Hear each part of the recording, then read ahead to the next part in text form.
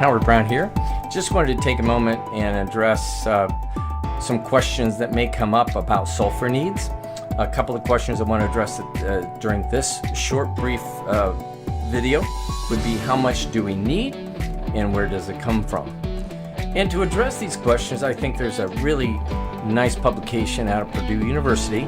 It was put together by Dr. Jim Camberado, who is the Soil Fertility Research Specialist in the Department of Agronomy at Purdue, and Dr. Sean Castile, who is the soybean production specialist there at West Lafayette as well.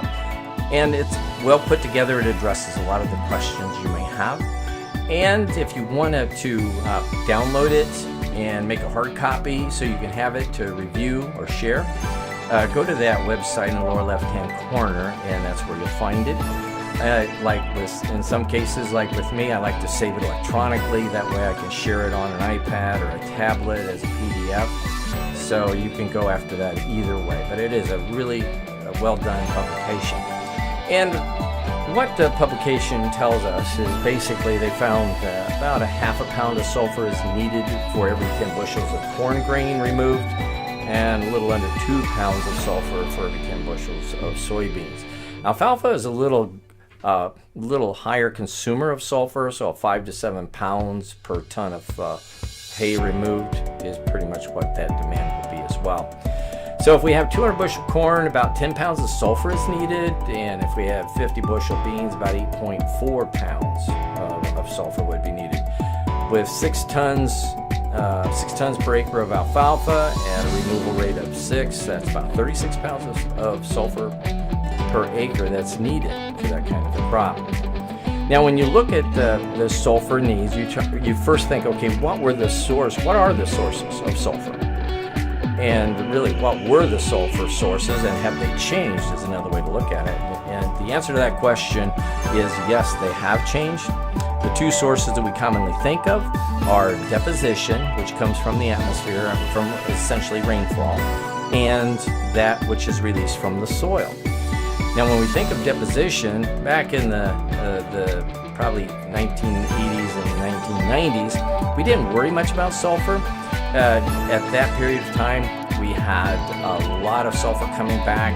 I shouldn't say a lot, but enough that sufficiently took care of the crop we had at the time. Back then, we were looking for 160, 180 bushels per acre corn, maybe 40, 50 bushels per acre soybeans, so a little less on the expected yield.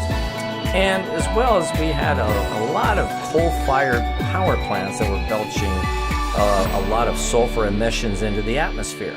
Now, that isn't all bad, because when the power plants would emit the sulfur into the atmosphere, rain and rain events would allow that to return, or some of that to return to the soil via rainfall.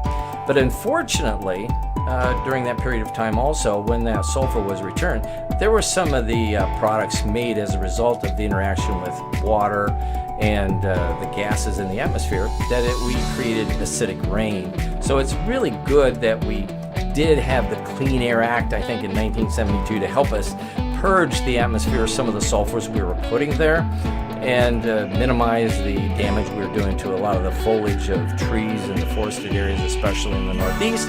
However, an unexpected consequence of that would be the fact that we're putting less sulfur back into the soil from the standpoint of reduced emissions. And you can see from the graphic on the front page of that publication, comparing 2001 sulfur depositions to that of 2015, a dramatic difference, which is good. We cleaned it up, but as Dr. Hafe said in many meetings with customers, farmers someday would pay twice for sulfur, one time to remove it and the other time to put it back, and I think he was right.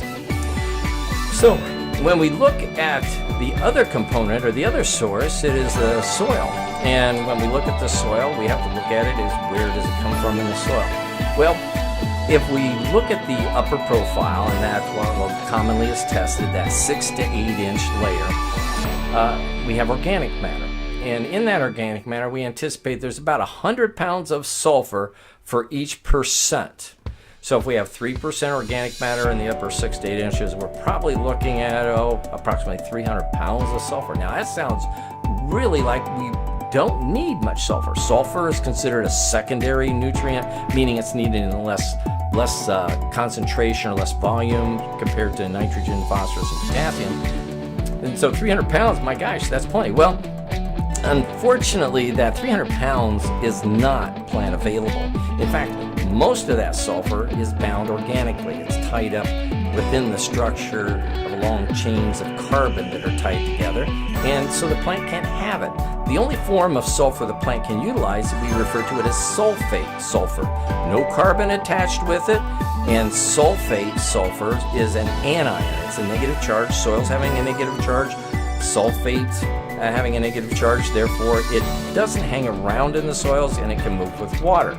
So that's another problem we have. So when we have this big pool of organic sulfur, how do we get it? Well, we get it through what we refer to as mineralization, or actually the breakdown of the organic matter by soil microbes into inorganic forms. So it really essentially says that the sulfur goes from an organic form to an inorganic form. We also relate to that as saying plant unavailable form to an available form. And that's where the sulfur comes from. Now, with that in mind, when would it be a kind of a bad environment or an environment conducive to see a sulfur deficiency?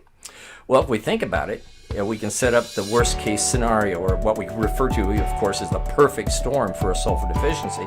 That would be in the fall when we had a big harvest, big yield, we've sucked a lot of the nutrients out of the profile. Cold fall, we didn't get a lot of mineralization after harvest. And then we have a wet winter where we possibly could get some leaching through the profile, kind of warm, wet. Coming around into the spring, a cold, wet spring. And what that is setting up is, from the standpoint of sulfur, is we haven't given the microbes any opportunity to mineralize some of that sulfur in the profile before the crop demand starts to increase. Now we can amplify this dramatically by shading the surface and keeping the soils cooler longer with reduced or no-till. And also with no-till, we have smaller pores. Now, I know people talk about macro pores and drainage. Yeah, that's fine. We do have macro pores, but overall, the bulk density of a no-till soil is greater than that of a conventionally tilled soil. Pores are smaller. Water will be held longer, therefore they stay cooler longer. So bottom line, sulfur deficiency may be more prevalent in a no-till field or a high residue field. And if you want to compound that, let's go ahead and put that with a soil that has a low organic matter, which has a smaller pool of organic sulfur to mineralize. And if you want to make it even worse, add a little sand, of course, textured. So basically, a cold soil that is purged of sulfur as a result of water movement over the winter, and it's a no-till field that has light organic matter content and a little bit of sand. We're set up for a problem. Now, we don't have to go to quite that extent. We are still seeing problems even with conventional tillage, with no-till, high residue, maybe even not high residue. But we're seeing a few more issues when it comes to sulfur. So it's important for us to understand what we need and where it comes from.